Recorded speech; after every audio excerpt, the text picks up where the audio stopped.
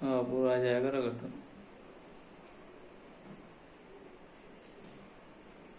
है ना।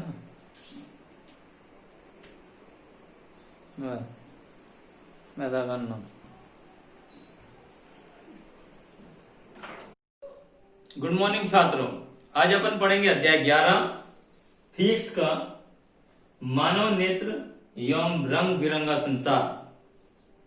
अब ये जो अध्याय है अगर आपको समझ में आया तो इस मेरे चैनल को जरूर सब्सक्राइब करना और साथ में अपने दोस्तों में शेयर भी करना। तो देखिए अपन शुरू करते हैं। एक प्रश्न लेते हैं, निकट दृष्टि दोष, दूर दृष्टि दोष, जरा दृष्टि दोष, वैषम्य दृष्टि दोष को परिभाषित कीजिए। यह है प्रश्न। तो सबसे पहले निकट दृष्टि दोष के बारे में पढ़ते हैं। यह है निकट दृष्टि दोष। इसका मतलब होता है कि इस दोष में पास की वस्तु दिखाई देती है परंतु दूर की वस्तु दिखाई नहीं देती है। आया समझ में? ऐसे व्यक्तियों का दूर बिंदु अनंत पर न होकर निकट आ जाता है, यानी नेत्र के पास आ जाता है। इस कंडीशन में उनको पास की वस्तु दिखाई देती है परंतु दूर की वस्तु दिखाई नहीं देती है। अब देखिए इसमें वस्तु का प्रतिबिंब जो है रेटिना पर न बनकर रेटिना के सामने बनने लगता है। जैसे देखिए यहां पर ये यहां बन रहा है, देखिए रेटिना पर न बनकर, ये रेटिना है तो रेटिना पर न बनकर उसके सामने बनने लगता है। इसे दूर करने के लिए अवतल लेंस का उपयोग किया जाता है, अवतल लेंस। अब देखिए इसके कारण क्या है कि अभिनेत्र लेंस की वक्रता का अत्यधिक हो जाना और साथ में नेत्र गोलक का लंबा हो जाना इसका मुख्य कारण होता है निकट दृष्टि दोष होने का। तो नोट कर लीजिए, मैं आपको फिर बताता हूं दूरदृष्टि दोष। दूसरा दोष है दूरदृष्टि दोष।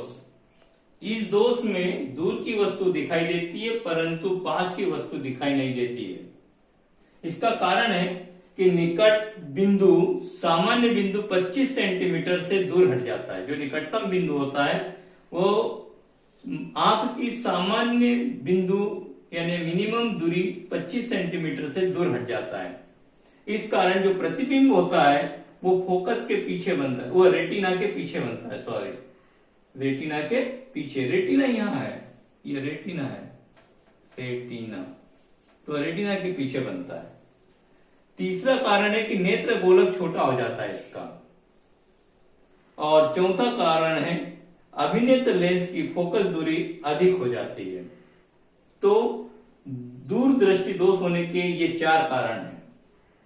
अब देखिए इसका उपाय जो है, इसको दोष को दूर करने के लिए उत्तल लेंस का उपयोग किया जाता है, उत्तल लेंस का। तो इस प्रकार से ये होता है दूरदृष्टि दोष। अगला दोष होता है जरा दृष्टि दोष, वो मैं आपको बताता हूं, नोट कर लीजिए। अब देखिए अगला दोष है जरा दृष्टि दोष। यह दोष वृद्धा अवस्था में होता है और इसमें न पास की वस्तु दिखाई देती है न दूर की दिखाई देती है, क्योंकि इसका कारण है नेत्र समंजन क्षमता इसकी घट जाती है, निकट बिंदु दूर हट जाता है और इसमें दोष को दूर करने के लिए द्विफोकसीय लेंसों का उपयोग किया जाता है। यहां लिख सकते हैं अपन दोष को दूर करने के लिए द्विफोकसीय लेंस का उपयोग किया जाता है। अब देखिए एक होता है वैषम्य दृष्टि दोष। वैषम्य दृष्टि दोष, इस दोष में ऊर्ध्वाधर एवं क्षैतिज रेखाओं में भेद नहीं कर पाते हैं, यानी हम जालीदार वस्तुओं में भेद नहीं कर पाते हैं और इसका उपाय जो है बेलनाकार लेंस का उपयोग किया जाता है। इस दोष को दूर करने में बेलनाकार लेंस का उपयोग किया जाता है। तो नोट कर लीजिए। देखिए हम एक प्रश्न और लेते हैं, वर्ण विक्षेपण किसे कहते हैं? तो उत्तर है कि जब सूर्य का प्रकाश प्रिज्म में से होकर गुजरता है तो वह 7 रंगों में विभक्त हो जाता है। उसे वर्ण विक्षेपण कहते हैं। जैसे देखिए सूर्य का प्रकाश है, सूर्य का प्रकाश ये 7 रंगों में बढ़ जाता है इस प्रकार से, बेजा हप्पी नाला, तो इसको कहते हैं हम वर्ण विक्षेपण। देखिए बेजानी हप्पी नाला इस तरह से बैंगनी, जामुनी, हरा, पीला, नारंगी और लाल होता है। ये बढ़ती हुई तरंग दैर्ध्य के अनुसार रंगों का क्रम है ये। अब देखिए अगला प्रश्न होता है विचलन कोण किसे कहते हैं? तो निर्गत किरण एवं आपतित किरण के बीच बने कोण को विचलन कोण कहते हैं। अब देखिए निर्गत किरण कौन सी है? तो देखिए ये हमने त्रिभुज बनाया, प्रिज्म, ये आपतित किरण है और इस प्रकार से ये निर्गत किरण है। इनके बीच जैसे मैं यहां से बढ़ाऊंगा इसको और इसको इधर से बढ़ाऊं तो ये जो कोण बनता है ये विचलन कोण होता है और इसको डेल एम के द्वारा प्रदर्शित करते हैं, डेल एम। तो ये वाला कोण विचलन कोण कहलाता है, नोट कर लीजिए। देखिए अगला प्रश्न है कि तारे क्यों टिमटिमाते हैं? तो देखिए तारों टिमटिमाने का मुख्य कारण होता है कि जब प्रकाश का अपवर्तन बार बार होता है तो तारे टिमटिमाने लगते हैं। देखिए जब वायुमंडल में कई प्रकार की परतें और घनत्व एक समान नहीं होता है, गैसीय मंडल होता है वायुमंडल और घनत्व भी अलग अलग जगह का अलग अलग होता है, इसलिए बार बार प्रकाश का अपवर्तन होता है, इसलिए तारे टिमटिमाते हुए नजर आते हैं। तो तारे टिमटिमाने का मुख्य कारण है प्रकाश का बार बार अपवर्तन होना।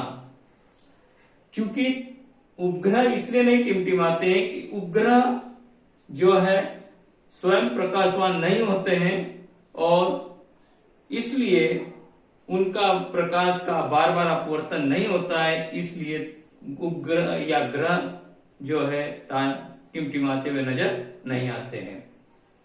अब आगे वाला प्रश्न है कि इंद्रधनुष क्यों बनता है?